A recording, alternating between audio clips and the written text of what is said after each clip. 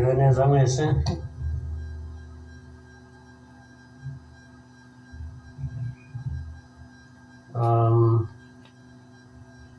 Kugira ngo biroroshye wenda kugira aho mpera,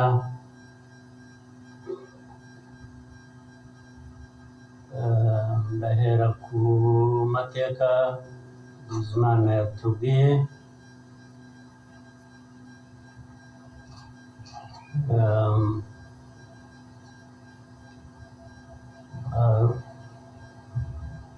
Arambuye afite ibimenyetso ashingiyeho, ariko ndagira ngo mbanze bishimire mwese abari hano, mwaje kwifatanya n'igihugu n'abanyarwanda, cyane cyane mwebwe abaturuka hanze mu bindi bihugu cyangwa abihagarariye hano mu gihugu cyacu.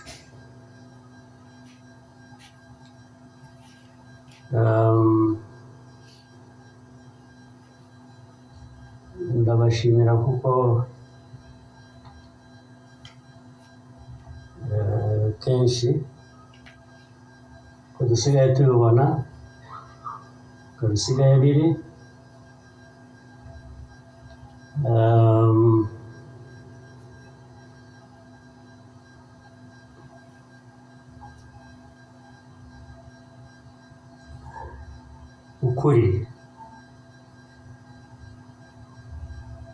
ukuri ntabwo kukigenderwaho,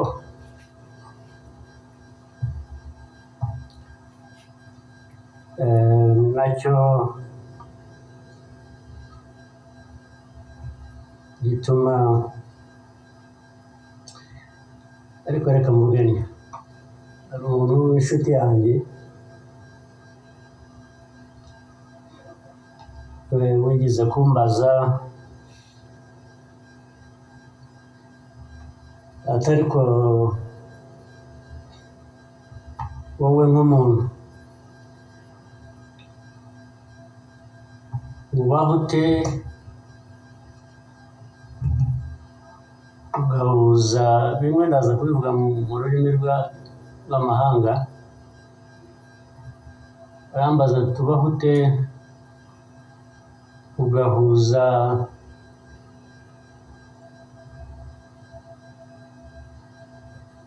the dark past and the cruel present.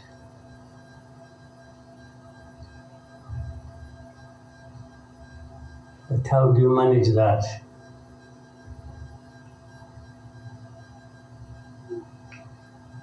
Ariko uko nabyumvaga ntabwo ari igihe yabazaga gusa, yabazaga u Rwanda,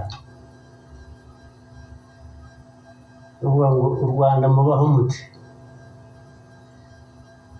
with a very dark past and a very cruel present.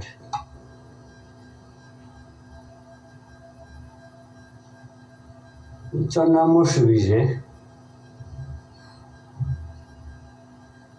nuko from the beginning we were under an illusion that the two were siblings and we had to deal with them as such. We have to deal with the cruel present, knowing that it is very, very much related to the dark past. They are inseparable. So for us, we have a choice to make.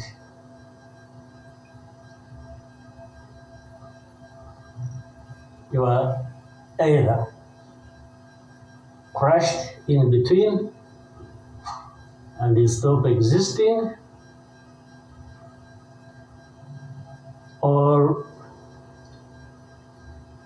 you stand up and fight.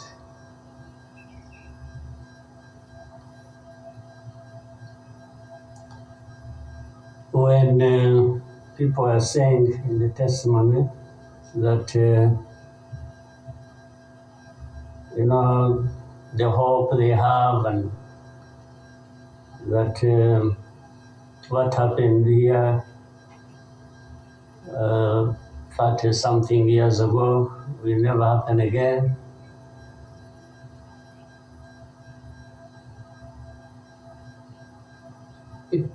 It won't be because of those who were responsible for that dark past. Will not try again, or are not even trying now again. It will not happen again just because there will be people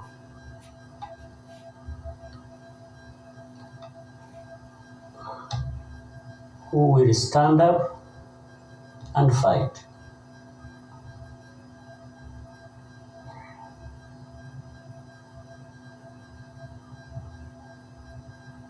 It's not because there are fewer people who wish to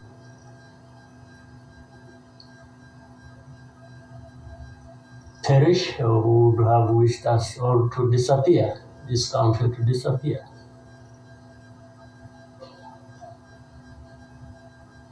But how can people accept that? How can people not stand up and fight? Because anyway,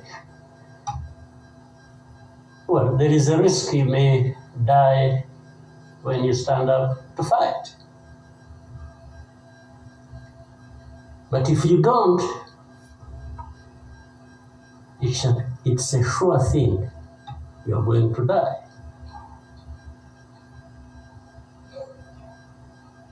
So why don't I try the farmer?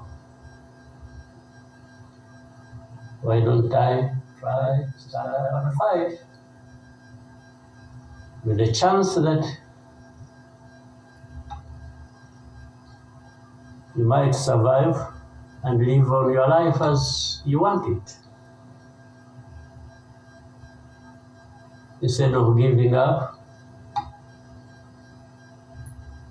and you let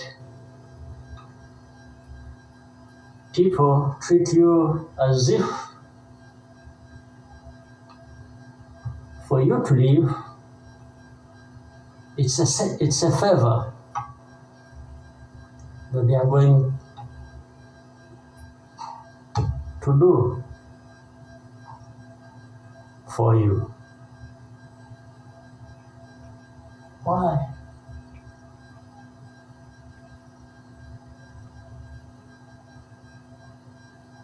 I've also had people come to me and warn me and say, President, you're too vocal, you say things that challenge these people who have the power in their hands and they want to kill you. Well, first of all, it means they are killers. But my answer to them is, you know what? If I were to be there to just accept these things to happen, I don't think I would count myself as living anyway. It's like I would already be dead. To live a life of lies, of pretense,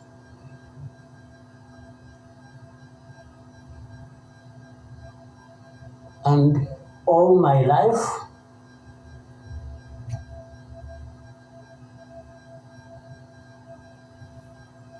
to somebody else, would be dead anyway. So why don't I die fighting?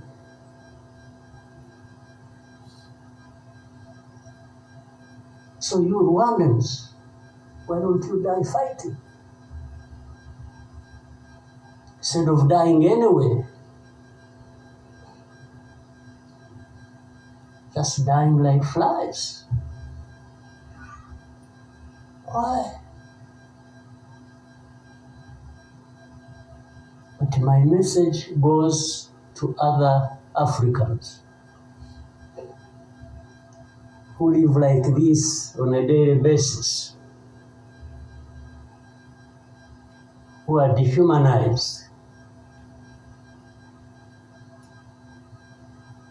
And they accept it and they beg. I can't beg to live. I can't beg anybody.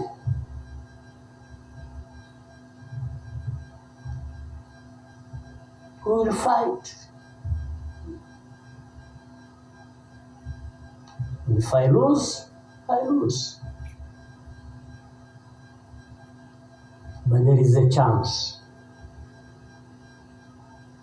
There is a chance, a significant chance, that if you stand up and fight,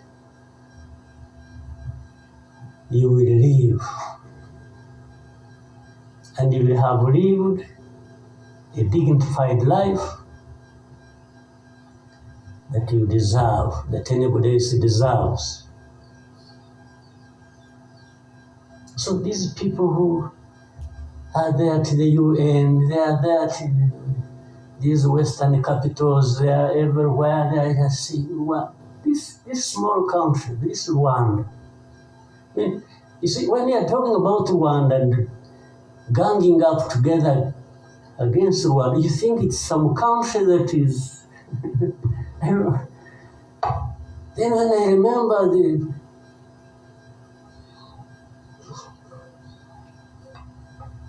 the facts about it, I just imagine the world has gone amok.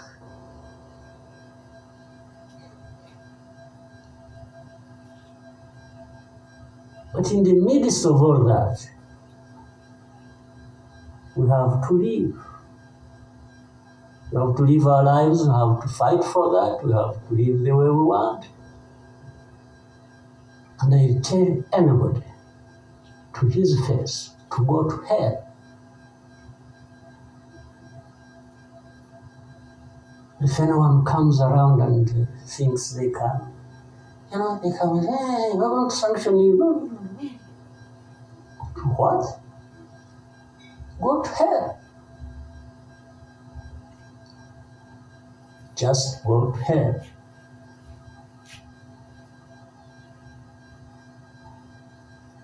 You have your own issues to deal with. Go and deal with your own issues. Leave me to mine. This is the spirit I think Rwandans must have in their daily lives.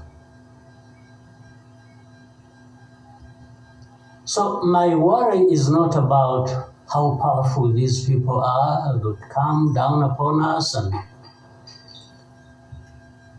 throw anything at us. I'm never worried about that. I worry about one thing, which has lived on for centuries. It's for Rwandans. It's for Africans who sit back and find nothing wrong with accepting to be treated like that. That's my only worry.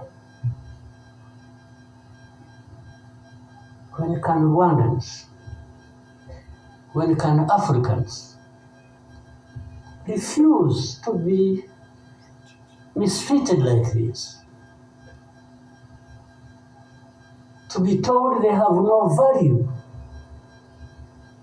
To be told that their lives have to be lived as a result of a favor They are being done by somebody else. What a shame. People to accept that even for a moment. You must not accept it. You must get up and fight for yourself.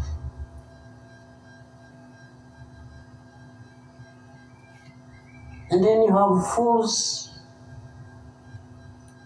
leading the countries and being used as puppets.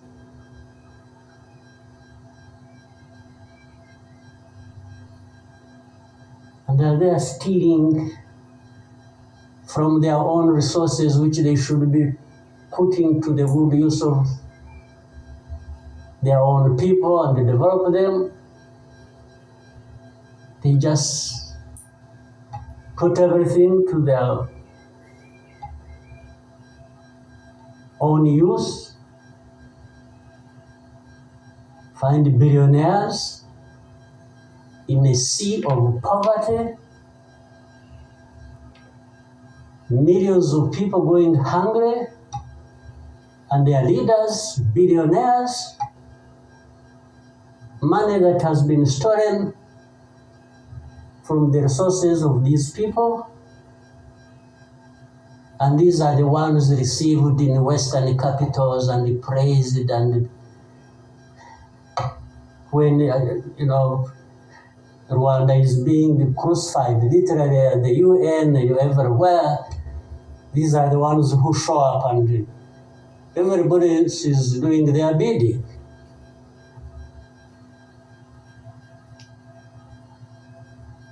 They don't talk. These ones don't even say a thing. There is somebody to say it for them.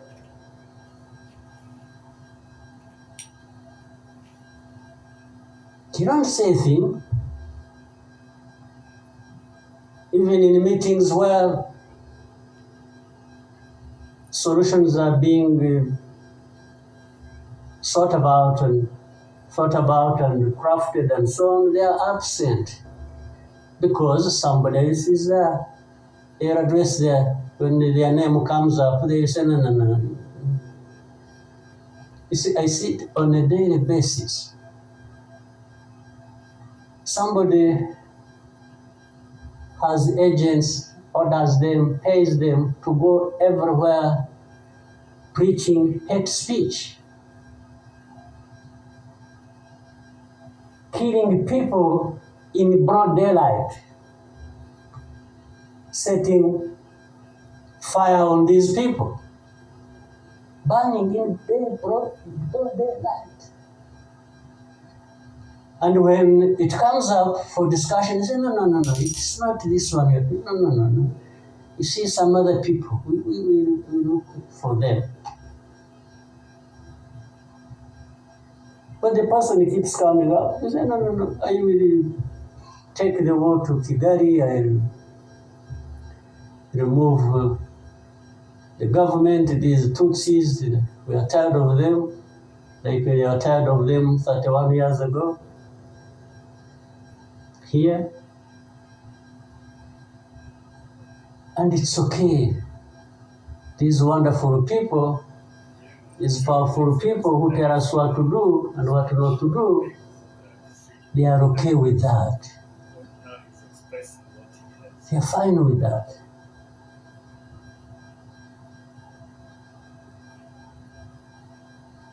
And they expect us to accept it also ourselves.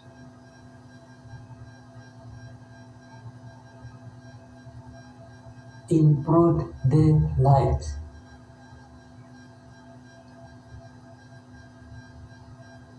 Hate speech, killings of people for their identity, uprooting them from their homes, and most of them are refugees here in this country.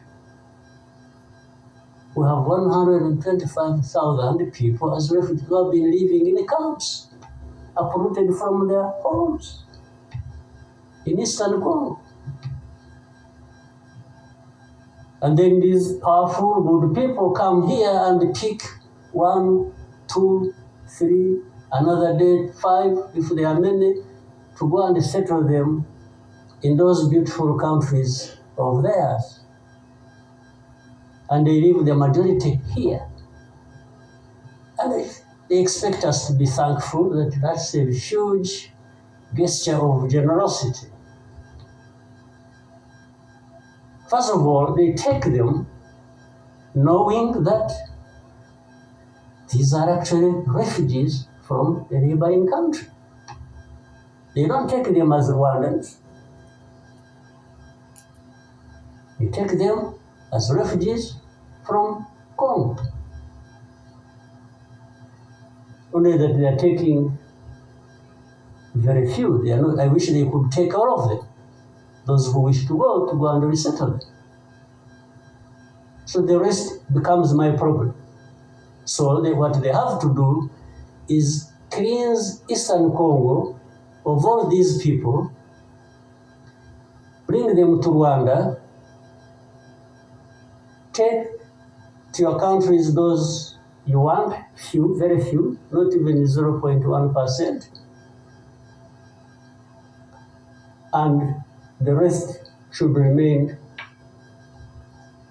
Rwanda's problem. Because after all, these ones are Tutsis like Kagame. That's a simple conclusion. But ask yourselves,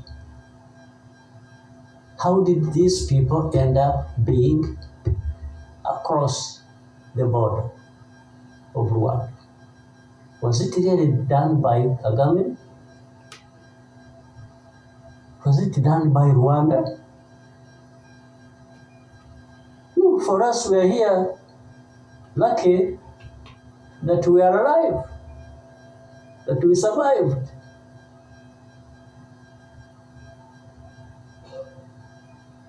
So,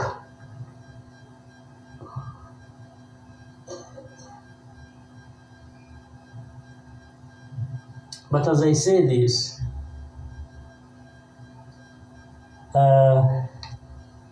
even for my sanity and the country's sanity, we have sometimes to just try to do things differently. Meaning, if you want to be helpful, if you want us to be partners, we are happy to play our part, and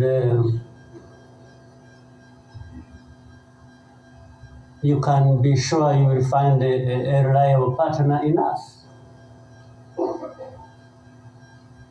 Irrespective of what we think about you.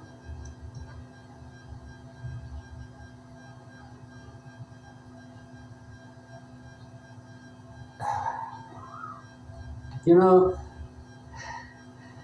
this whole thing you see every day, you know, you have heard of groups, what is it? Group of experts. You have heard of that thing? These are people who go around, experts who are supposed to know better our situation than ourselves. Can you imagine? And the ones who lead those groups are the very people connected with this history I'm talking about, or that this man I was talking about. Can you imagine the cynicism?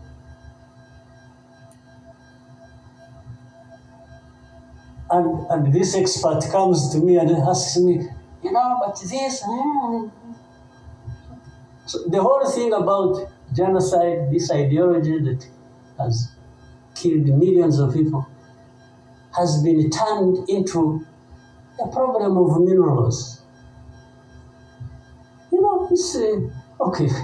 Let's imagine it's a problem of minerals now. Was it a problem of minerals in 1994? Which minerals were we fighting for here?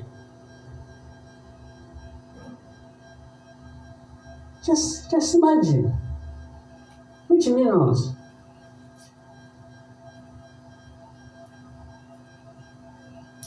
Second, if it were to be minerals, how many are actually fighting for these minerals in those places? Assuming you found evidence about Rwanda being implicated in what's happening in Congo for minerals in Eastern Congo. Are you really saying it is just Rwanda? Why don't you be brave enough to say Rwanda is invading our territory we have created for ourselves and is encroaching on the minerals we are also encroaching on in Eastern Congo? But why don't you be brave enough to admit that? At least to say that.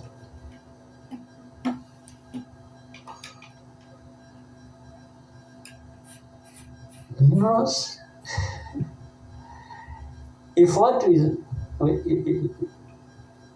the allegations, if these allegations were true, you know what?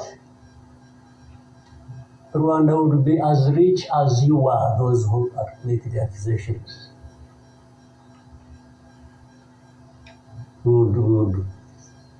Actually would not be needing your money at all. Which you give us nothing and you come and beat us up for for everything. I mean, yeah, that is the world between the dark past and the cruel present.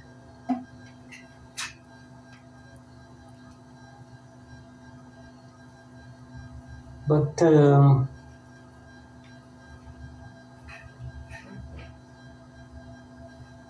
what didn't kill us and finish us but 1 year ago has hardened us, has prepared us for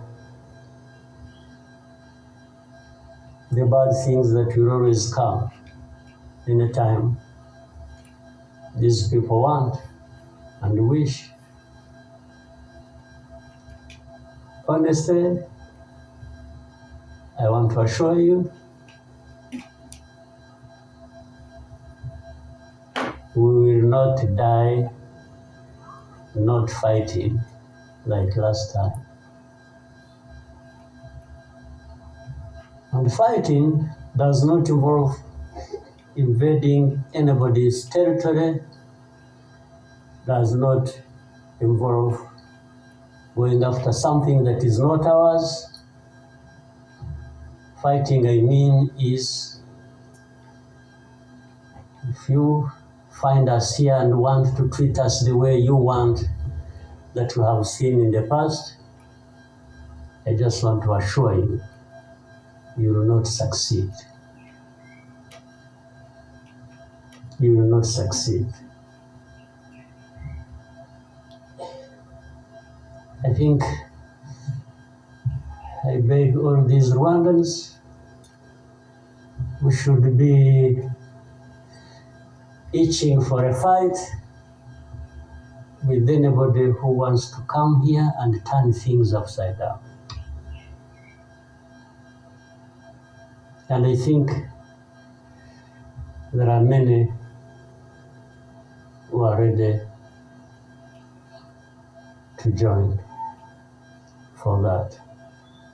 But for our friends, our partners, please don't misunderstand us, don't mistreat us. We have had enough of it. Take it somewhere else. take it somewhere else. You know, this Bizimana who was telling you this whole history, by the Bizimana, if you could compile that and distribute it to our friends and all of us. I actually want a copy of what you... But I think you should give our friends and others. They need to... Much as in the cruel present, facts don't matter, evidence doesn't matter, the truth doesn't matter. What matters is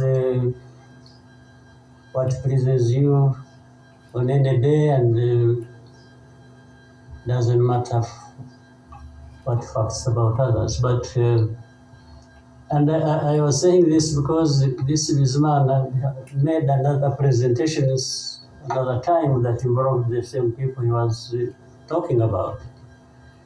And the next day, from embassies, people came to him, threatening him. Yeah. You know, they even,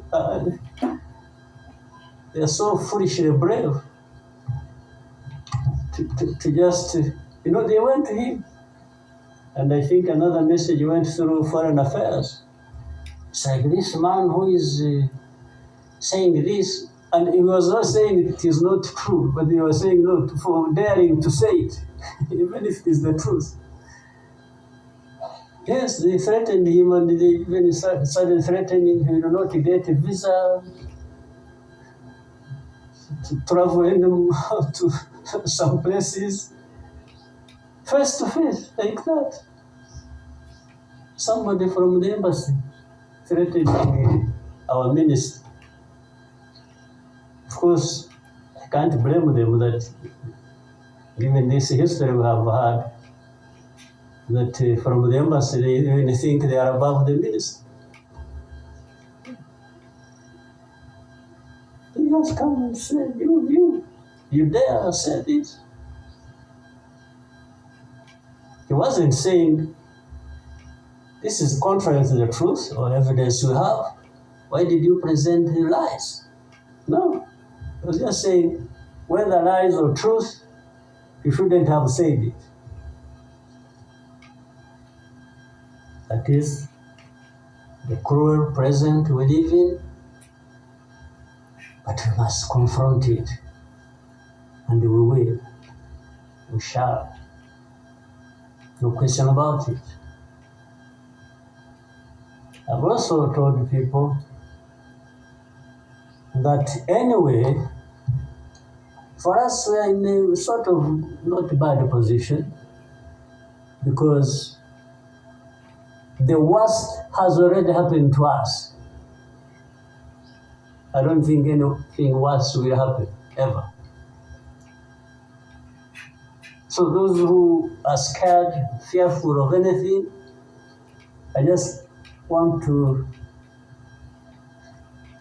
console you in some way, if you may. But actually the worst has already passed. When we lost the people during that time, the young man was giving a testimony about. Do you think anything like that would ever happen again? I don't think so. So why would we be scared of anything? The worst.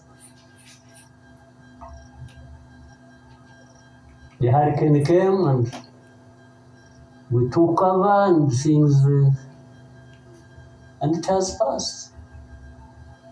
And we rebuilt.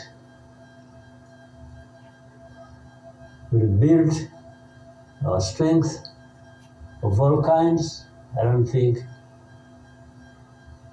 there is any other hurricane that will come and sweep across the country, destroying everything. I don't think so. So,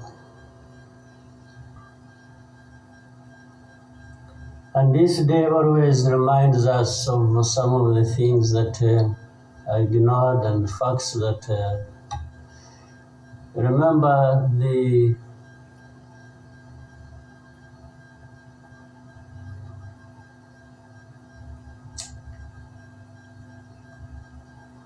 book written by somebody many of you know, Philip Gurevich,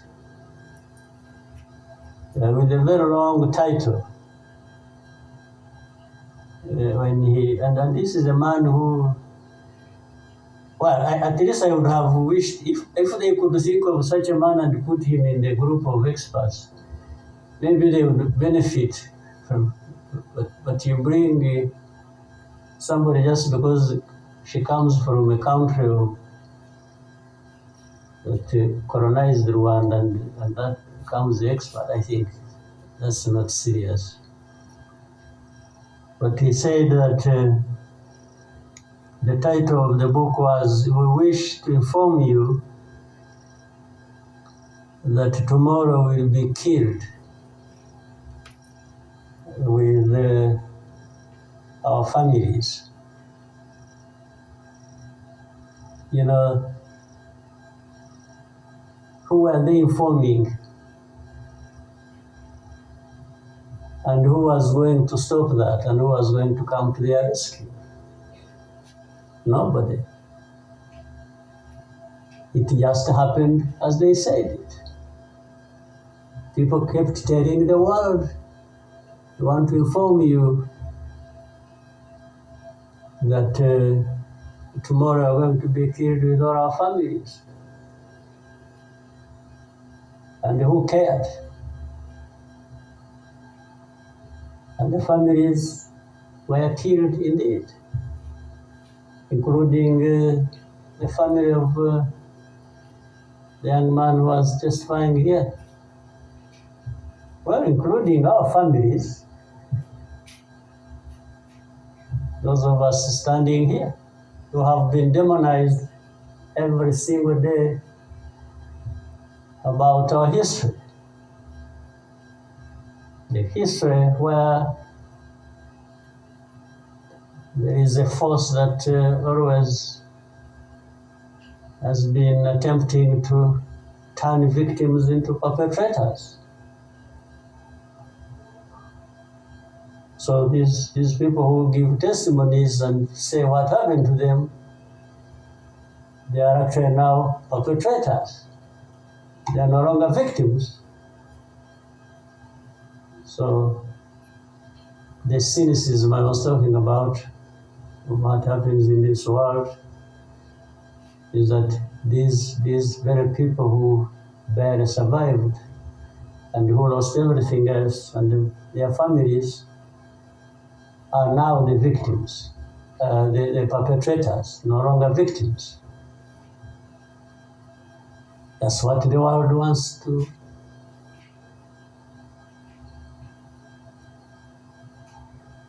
create about us.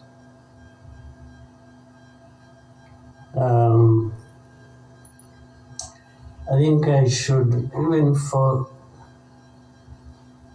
again, the sake of our sanity, maybe we always, during the war times, to keep my own balance, there used to be battles taking place across the country, militias killing people, RPA soldiers fighting government forces. Sometimes in our movements, one of the commanders would come to me and say, "President, come and see what has happened here." I went there once and saw a mass grave that they had just dug with caterpillars, and I think they had put in over 2,000 people. And from that lot, we found 12 people are still breathing. And we got them out. I was told the other day of the 12, I think, they lived for some time and then now they are remaining 7 out of 12. I kept following the story. 7 are still alive. I think 5 died of. But from that moment,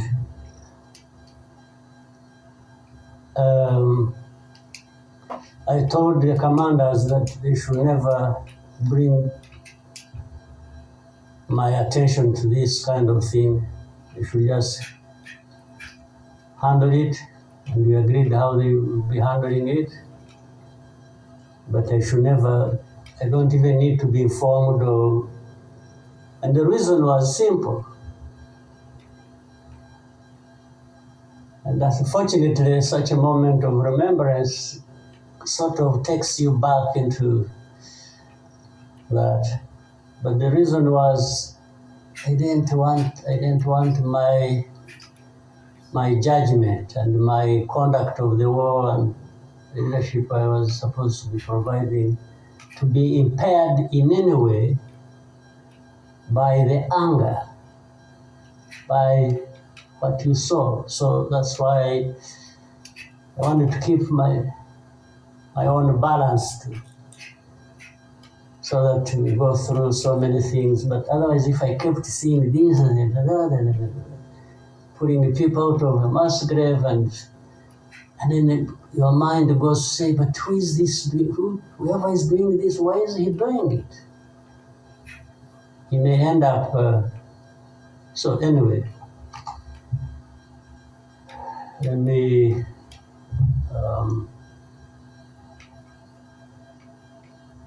end here. There will always be another day, another year to commemorate those people. But for Rwandans, I beg you,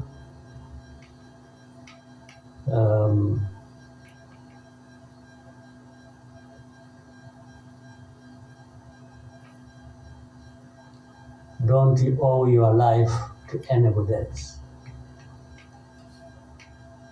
And please have the courage to deal with the situation and moment as it is. Don't offend anybody, but always fight for what is yours. Don't allow anybody else to dictate to you how you should live your life, because the moment you accept it, that is the day you have lost your life.